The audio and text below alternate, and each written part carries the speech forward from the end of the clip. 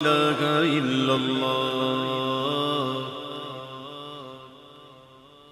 لا إله إلا الله لا إله إلا الله لا إله إلا الله لا إله إلا الله لا إله إلا الله لا إله إلا الله لا إله إلا الله لا إله إلا الله لا إله إلا الله لا إله إلا الله لا إله إلا الله لا إله إلا الله لا إله إلا الله لا إله إلا الله امام علی رضا رضی اللہ تعالی عنہ وہ فرماتے ہیں کہ میں نے اپنے والد محترم امام موسیٰ کاظم سے سنا. وہ فرماتے ہیں کہ میں نے اپنے والد امام محمد جعفر صادق سے سنا. وہ کہتے ہیں کہ میں نے اپنے والد امام محمد باقر سے سنا. وہ کہتے ہیں کہ میں نے اپنے والد امام زین العابدین سے سنا. وہ کہتے ہیں میں نے اپنے والد امام حسین سے سنا. اور وہ کہتے ہیں میں نے اپنے والد مولا علی سے سنا. اور مولا علی فرماتے ہیں میں نے اپنی آنکھوں کی ٹھنڈک جناب محمد مصطفیٰ سے سنا. حضور فرماتے ہیں کہ میں نے جبریل سے سنا کہ اللہ فرماتا ہے کہ لا الہ الا اللہ میرا قلعہ ہے، جو اس میں داخل ہو گیا اس نے میرے عذاب سے پناہ حاصل کر. ہم تو سمجھتے نہیں ذکر کو کچھ، یہ سلسلۃ الذہب ہے. علماء فرماتے ہیں کسی پر جنون طاری ہو جائے، وہ مجنون ہو جائے، تو صرف یہ نام لے کے دم کر دو، انہیں راویوں کے نام لے کے دم کر دو، وہ ٹھیک ہو جائے گا. سلسلۃ الذہب کہتے ہیں. لا الہ الا اللہ اللہ کا قلعہ، اور قلعے کے اندر جو داخل ہو جاتا ہے تو محفوظ ہو جاتا ہے. تو اللہ فرماتا ہے جس نے یہ لا الہ الا اللہ کہہ دیا وہ میرے قلعے میں اس نے پناہ لے لی، میرے عذاب سے اس نے پناہ حاصل کر لی. ہم سمجھیں اس ذکر کو بڑی محبت سے. لا الہ الا اللہ لا الہ الا اللہ لا الہ الا اللہ لا إله إلا الله لا الہ الا اللہ لا الہ الا اللہ لا إله إلا الله لا موجود الا اللہ لا مشہود الا اللہ لا موجود الا اللہ لا مشہود الا اللہ لا مقصود الا اللہ لا مقصود الا اللہ لا معبود الا اللہ لا الہ الا اللہ لا إله إلا الله لا الہ الا اللہ محمد رسول اللہ صلی اللہ تعالی علیہ وسلم پڑھ کے قرآن ایمان میں اسلام میں داخل ہو گئے. ٹھیک ہے، یعنی کہ ہم نے اسلام میں داخل ہو کر کہا لا معبود الا اللہ. جتنے جھوٹے خدا بنائے ہوئے تھے انہوں نے، جس جو طاقتور چیز نظر آتی ہے اس کو خدا بنا دیتا ہے. کوئی سورج کو خدا مانتا ہے، کوئی چاند کو، کوئی درختوں کو، کوئی پتھروں کو، کوئی اس کو، کوئی اس کو. الحمدللہ اسلام لانے کے بعد ہم نے ہر اس باطل معبود کا ہم نے رد کر دیا کہ اب ہم کہتے ہیں کہ لا معبود اللہ کے سوا کوئی معبود نہیں. یہ ہماری اسٹیج ہے سٹارٹ کی، بہت ہی سٹارٹ ہے مبتدیوں کی بات. پھر بندہ اس میں لگ جاتا ہے اور اچھی صحبتیں لے لیتا ہے تو پھر وہ سوچتا ہے کہ میں دنیا میں کیوں آیا ہوں، میرا دنیا میں آنے کا مقصد کیا ہے. وہ اس کے پیچھے لگا رہتا ہے تو پھر اس کو جواب ملتا ہے لا مقصود الا اللہ، میرا کوئی مقصد ہی نہیں ہے اللہ کے علاوہ. اور پھر وہ اس میں کرنا بھی حاصل کر لیتا ہے. پھر ایک وقت آتا ہے پھر وہ سوچتا ہے کہ جو میرا مقصد ہے وہ مجھے نظر تو نہیں آ رہا، تو پھر وہ اس کی تلاش میں رہتا ہے تو پھر اللہ تعالیٰ جب کرم کرتا ہے تو پھر وہ مختلف طریقے سے مختلف چیزوں میں وہ رب کا مشاہدہ کرتا ہے. تو جب وہ اس کو مشاہدہ حق نصیب ہوتا ہے تو پھر وہ کہتا ہے لا مشہود الا اللہ، پھر وہ لگ جاتا ہے. پھر ایک وقت آتا ہے کہ وہ یہ محسوس کرتا ہے کہ لا مشہود الا اللہ تو میں کہہ رہا ہوں، لیکن میں اپنی ذات بھی مجھے نظر آ رہی ہے، اپنی ذات بھی مجھے محسوس ہو رہی ہے. تو جب میں کہتا ہوں لا مشہود الا اللہ تو پھر یہ کیوں ہے، یہ میں کیوں ہے، یہ بھی نہیں ہونی چاہیے. تو جب وہ فنا فی اللہ ہو جاتا ہے اور ایک وقت ایسا آ جاتا ہے پھر وہ کہتا ہے لا موجود الا اللہ. یہ ایک درجے ہیں، اسٹیج ہے. ہم دنیا میں یہاں موجود ہیں، ہم سمجھتے ہیں کہ یہی سب کچھ ہے، ایسا نہیں ہے. ہم جب سوتے ہیں نا تو ہم خواب دیکھتے ہیں، کوئی 2 گھنٹے کا خواب، کوئی 1 گھنٹے کا، کوئی 15 منٹ کا، کوئی پوری رات خواب دیکھتا ہے. وہ خواب میں بڑی چیزیں دیکھتا ہے. مثلا کوئی خواب میں دیکھ لے کہ مجھے جناب کوئی امریکہ کا ویزا مل گیا، مجھے امریکہ کا ویزا مل گیا، پاسپورٹ مجھے مل گیا، میں بڑا خوش ہوں. خواب میں نے سیٹ کنفرم کروائی اور میں ایئرپورٹ پہنچ گیا سامان لے کر. وہاں سے میں نے سیکیورٹی کراس کر کے جناب اپنی چیکنگ کاؤنٹر پہ گیا ہوں اور میں نے بورڈنگ کارڈ لے لیا. ابھی خواب میں دیکھ رہا ہے.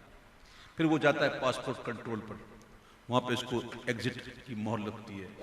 پھر وہ جاتا ہے اور لاؤنج میں بیٹھ جاتا ہے اور دیکھتا ہے جہاز جو ہے وہ لگا ہوا ہے اور تھوڑی دیر میں اعلان ہوتا ہے کہ جہاز میں تشریف لے جائیں. تو خواب میں دیکھ رہا ہے کہ میں جہاز میں بیٹھ گیا، فرسٹ کلاس کی سیٹ ہے میری اور فلائٹ بڑی لمبی ہے. میں آرام سے کبھی سو رہا ہوں، کبھی اٹھ رہا ہوں، کبھی یہ کھا رہا ہوں، کبھی وہ کھا رہا ہوں. 16-17 گھنٹے کی فلائٹ کے بعد جناب میں نیو یارک کے ایئرپورٹ پہ میری فلائٹ لینڈ کر گیا. اب میں وہاں سے ایئرپورٹ سے میں نے امیگریشن کراس کی، سامان لیا، باہر نکلا تو میرا دوست کھڑا ہوا اور اس نے جناب مجھے آ کر بڑا ویلکم کیا اور مجھے اپنے گھر لے گیا. گھر جا کر اس نے مجھے اپنا بہت اچھی طریقے سے کھانا پیش کیا، کھانا بھی وہ اچھا تھا. اور پھر وہاں سے پھر ہم چائے کے لیے گئے. وہ چائے کی بہترین ہوٹل تھی، وہاں چائے پی. بس ابھی چائے پی ہی رہا تھا کہ آنکھ کھل گئی. چائے پی رہا تھا اور آنکھ کھل گئی. آنکھ کھلی تو بتا نہیں یہ تو جھوٹ ہے. کیا ہی؟ اچھا اس بات کا پتہ کب چلا کہ جھوٹ ہے؟ جب آنکھ کھلی. نہیں سمجھا؟ آنکھ کھلی تو پتہ چل گیا کہ یہ جھوٹ ہے، ایسا کچھ ہے ہی نہیں، اس کی حقیقت کچھ نہیں ہے، بس ایک خواب تھا.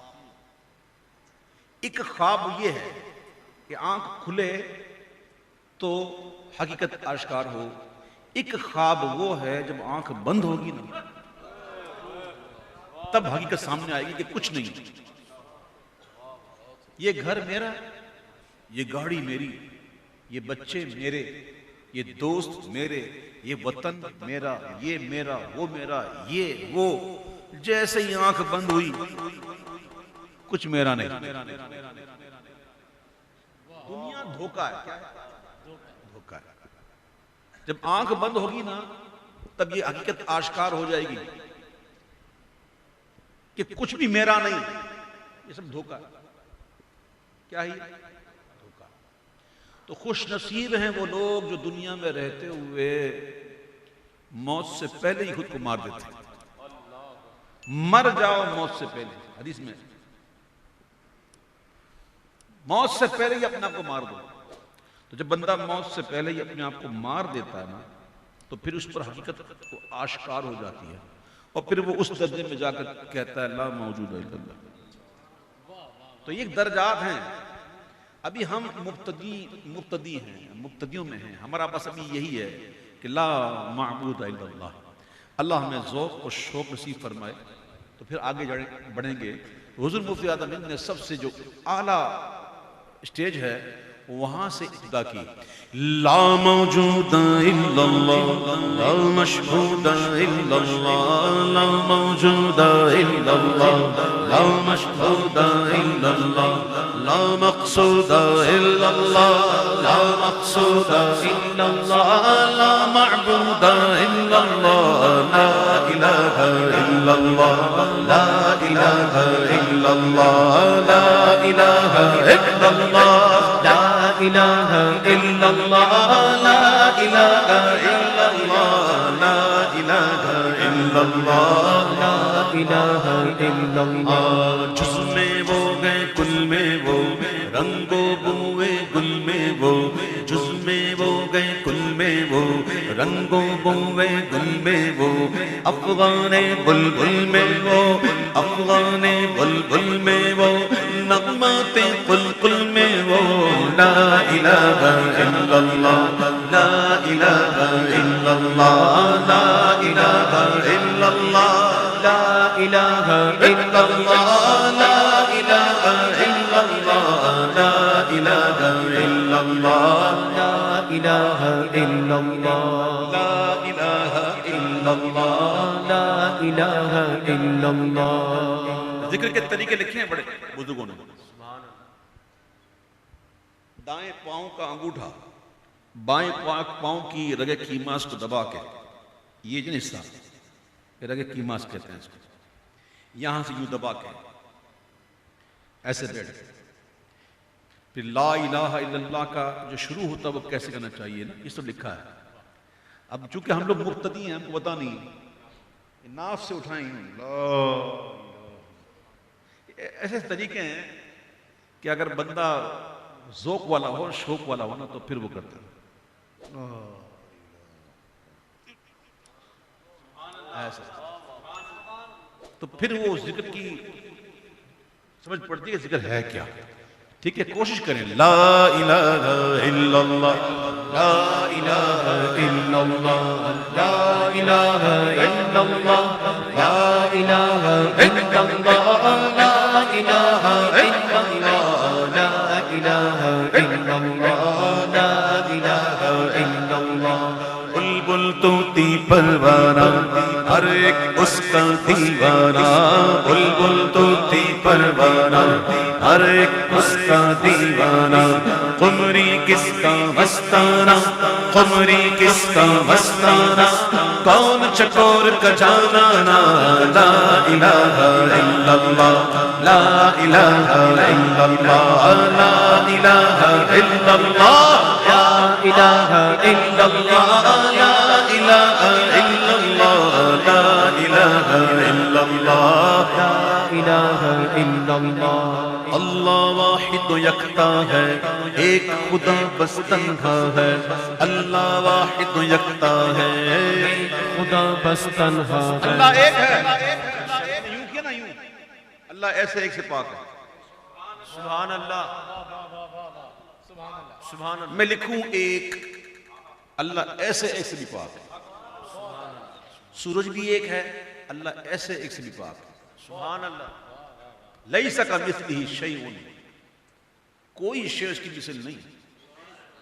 وہ ایک اپنی ذات میں ایک واحد یکتا اللہ واحد و یکتا ہے ایک خدا بس تنہا ہے اللہ واحد و یکتا ہے ایک خدا بس تنہا ہے کوئی نہ اس کا ہمتا ہے کوئی نہ اس کا ہمتا ہے ہاں ایک ہی سب کی سنتا ہے لا الہ الا سمیع اللہ نے ہمیں سمیع بنایا وجعلنا سمیعا بصیرا.